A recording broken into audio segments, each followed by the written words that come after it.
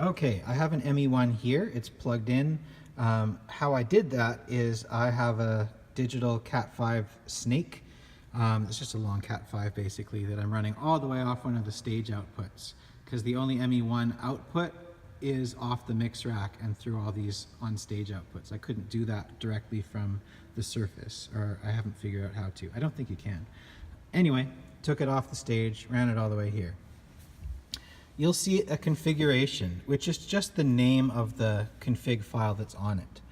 The only time that would matter is if you plugged in one of these that hasn't been used for a long time and you saw it said Making Spirits Bright or a specific memorial or Easter or something, you know that its brains are scrambled compared to everything else. So it's always getting the same 40 channels as anything else on stage. It just might not be assigned to the buttons the same way. And that includes what's a single channel and what is a group. Let's go over some of that. If I just go through these keys, I can see there's this drums thing that is a group because I got a group light lit up. I've got bass. It's a single channel direct out.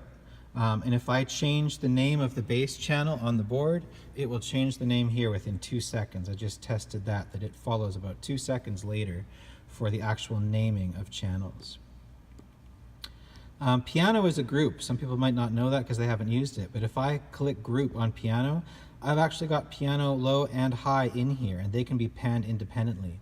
I didn't want to treat these as a stereo pair because that's not really how we use them in the piano. One mic is in the foot of the piano and one is up closer to the hammers. And sure, one is closer to the low end and one is closer to the high end, but they're not equally close to the hammers, so it's not a true left and right stereo pair. So I didn't want to hard pan them. I didn't want to have this treat it as a stereo pair that has a balance that can go left or right or center. I really wanted them to be a group. So the two separate channels are feeding this piano group. Keys is a stereo pair. That's why it says balance instead of pan, is both left and right are being fed to the keys stereo pair. And that was decided again up here. That's why there's a blue circle around the keys pair, or these blue boxes. That means that these two channels are being treated as a stereo pair for the ME-1 system. And that's useful to us here. Track is also stereo, also says balance. Click, anything that's mono just says pan instead of balance. And then there's level and pan control for everything. Let's go through the vocals. Spare one is an unassigned key right now. I don't know if that's true on all the ME-1s, but it is here. So this is how people can assign a key. If I shift and hit the group button, you see it's silk screen that it's menu. There aren't a lot of menu options in this. I can set up the whole system, or I can set up a single key. That's pretty much the only thing that we do realistically. So key setup, it says pick a key that you want to configure. I want to pick this unused one, and its source now is a group that doesn't have any members in it. So that's why it says unassigned, is it's as good as unassigned. I can change that here now. I can click on the source, and I can make something unassigned. I can make it a group that I build the members of that group. I can make it the aux input on the back. We would do that if we had a drummer with his own metronome or her own metronome that didn't need to share that with the rest of the band. Or a musician could even plug their phone into here and be listening to reference tracks through this in between rehearsal takes and stuff. Oh, I've just got to remind myself how that melody goes. You can actually feed that into here just for yourself as a mixer through the auxiliary input on the back. There's also just a sine wave, I guess, to test if your headphones are busted or whatever. And then after that, we've got all the 40 channels by their names. So these are the 40 sources, just one by one, all the way through. And I can pick any of these single sources. See, when I do this, piano low is one, piano high is another, and the stereos are already paired. So keys, I only see one thing that says keys because that's stereo. If I change what's stereo and what's mono in the board, that'll mess up things on here. So we try to leave those things alone. There's a lot of redundant things called spare just because they're not named on the board right now. But as soon as I name them on the board, the musicians will see that, oh, this is the one that's the accordion, or this is the one that's the trumpet, because the name will jump and make sense. It's even got the handhelds coming in. We use that for making spirits bright as separate channels available. A whole bunch of unused channels that aren't even being sent, just 3 or 4 of them.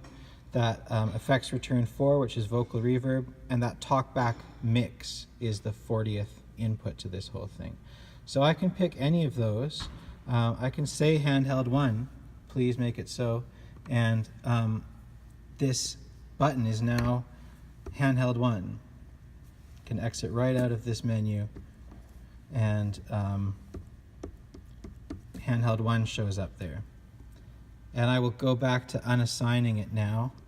Key setup, click it, press a key, source, unassign it, which is right at the top. Let me show you a group. If I'm key set up looking at drums, the source is a group. I can make more than one group, and I can name this group. So this group is named drums. If I click on this, I can edit what that name is called. And the members just shows me, again, these 40 inputs that this is getting. And I can select any of these. So kick, snare, hat, toms, overhead, pad are in that group, and none of these others are in this group. Oh, this random spare channel here is in this drums group. I think this dates back all the way to making spirits bright. We don't need that in there, just the drums for now. But the drum pad is in this group too, kind of by default. But all these things can change, and they can change from one ME-1 to the other. The idea behind these is if the drummer wanted to have single channel control of all their drums in their monitors, they could do that. You could have kick, snare, hat, tom, tom, tom, and overheads, like filling out 7 of your 16 channels. But then here you would have to combine more things. The drummer might choose to have all the vocals combined as a group. And that doesn't mean you don't have individual control. Back at square one again, just for sound techs that haven't used this, if I push drums, if I push a source that's a group, I have control of the overall drum group. But if I push the group button, I can go to these individual channels and I can change how loud or soft they are, and I can push and change how they're panned as well. So you have individual level and pan control of all the things within that group. It's just an extra step to actually unpack that group and go to individual channels, right? So anything that's in a group, it's an extra step to go in and change its level. Something like a bass, where it's a single channel, there it is, level and pan, you don't have to unpack anything. Even piano, people don't really probably use it as a group. They just change the overall piano level. But if I went, you know what, it's just kind of boomy. I think I need more of the high piano mic and less of the low piano mic. I can do that by unpacking the group and taking a look at it. So those are key setups. What I normally do if I'm changing the configuration of these on purpose, if we've got some weird stuff coming from the board and I know I need to reassign some keys, I will do one of them and then I send that configuration to everything else. So if I had a really complicated memorial that had different channels assigned, I would key assign just by going key setup, walking through these and deciding what their sources are, just like that. I could change any of these from single sources to groups or whatever it needs doing, making sure the right things are stereo and mono and whatever. Naming the groups so that it says something helpful, like the drums group is called drums, the piano group is called piano. I can make the names of groups. Once all that is done and I like it, another menu option is system setup.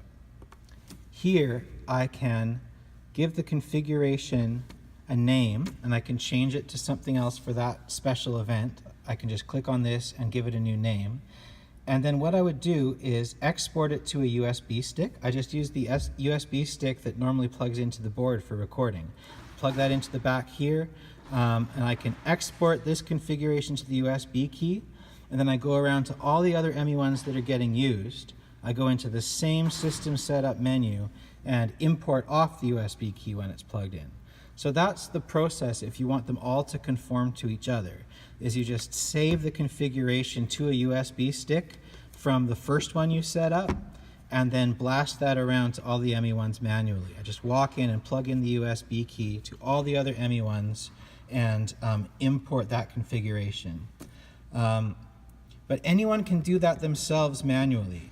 If it's just that one ME1 on stage doesn't have background vocal 3 assigned properly, then it's just a key setup. Shift, menu, key assign, pick your key, and scroll through the list until you find the channel that you want assigned to that key. So you can do that without bothering with the loading and saving in the USB stick. That's probably easier to just do it that way.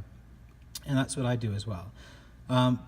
All of this is to say, when you're not getting channel names, when everything says channel 1, channel 2, channel 3, and that's it, that means something's wrong with this connection. And you need to unplug both ends, plug it in again, and see.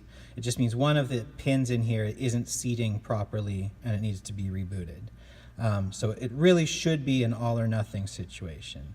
If you're getting most channel names, but for some reason you're not getting that one vocalist or that one instrument, that just means a key is misassigned. So you can save the configuration off an ME1 that's working and load it into the one that's not working, or you can just go to the button that's not doing what you want it to do. And I'll go over that one more time. So Shift and Group gets you the menu. I go Key Setup. Key Setup. What key do you want to know about? I pick a key that I want to change. I change the source to any of the individual outputs, or I can say a group. And then when it says a group, it's like give it a name. This is the group for key 13. I can give it a name that's more helpful than that. And then go in and make the members of that group. So all that's available to you. But all of these that are plugged in on stage, as long as the connection is working properly, they're getting the same 40 inputs. But they can all be doing different things with those 40 inputs as far as how they're being assigned to these 16 keys. They can be single channels or groups, kind of mixed and matched. But that is a walkthrough of how patching on this end of the ME1s works. So everything starts from the same patch bay over here. And they all get sent to all the ME1s, and it's on the individual units that groups and single channels are assigned. So group names only go to the ME1 that it's been assigned on. I can custom name the piano to be something else. I can make it keyboards, and only on this ME1 it will say keyboards, and on all the other ME1s it'll still say piano. So it's getting individual channel info from the mix rack, and it's getting what the 40 sources out of this board are from the mix rack.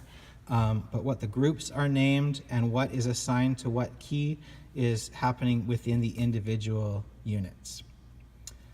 So that's a walk and talk through the ME1 system on both ends. Hopefully that's helpful. Let me know if you have any questions. Thanks.